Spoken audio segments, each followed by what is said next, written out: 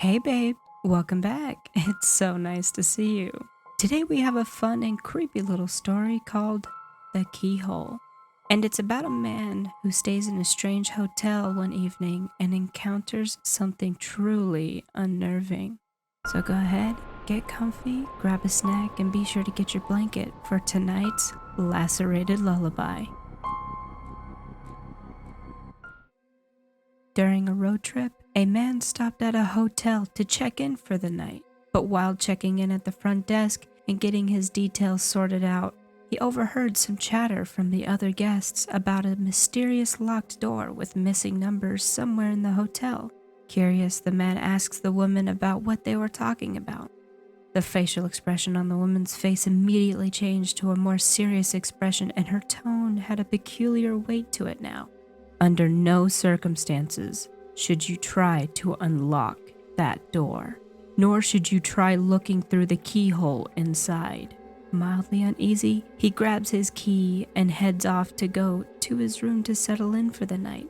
Along the way, he happened upon the mysterious room with the missing numbers. For a brief moment, he contemplated what the woman said, but against his extreme curiosity, he decided to listen to the woman's instructions and in turn went into his room to call it a night. As the time went on, he couldn't stop thinking about this mysterious door and the secrets that were behind it. With much anticipation, he arose from his bed and set out to find out what the big deal was about this room.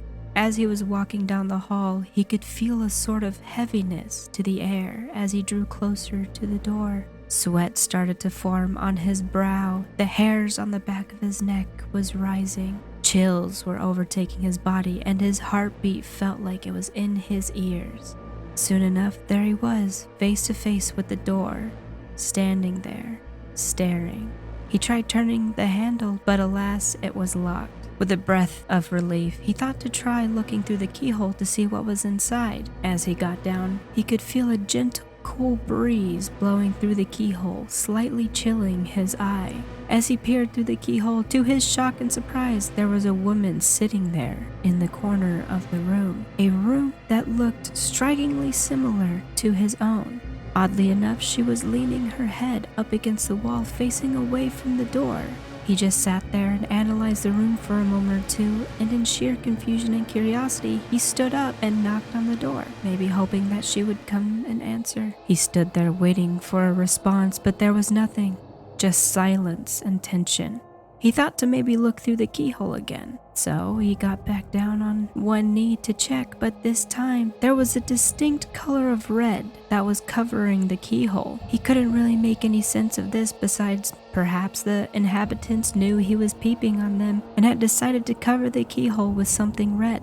At this point in time, he felt his curiosity satiated and decided that he should try to get some sleep after his little expedition. So he got up and went back into his room. The next morning, after a seemingly uneventful night, the man walked to the front desk with his belongings and his room key in hand, ready to check out. He consulted the woman at the desk to try and get some more information about this mysterious room, and when he had mentioned what he had done, her facial expressions changed from a cheery one to an almost somber and concerned look. She had asked him, "You looked through the keyhole, didn't you?" The man had told her that he had, and with a dejected sigh, she said, "Well, I might as well explain what's going on with that room. A long, long time ago, there was a man and a woman staying in that very room. One day, the man had noticed that she kept staring at one of the luggage boys of the hotel, and in response, he had snapped. And out of rage and jealousy, he murdered his wife and had gouged out her eyes. Now her spirit haunts the room, forever trapped, with stories where she looks through the keyhole, waiting for someone to rescue her." This was a fun and classic short scary story that always seems to give me chills whenever I read it over again. Tell me what you guys think down below in the comment section. Do you think it was the spirit staring back at the man?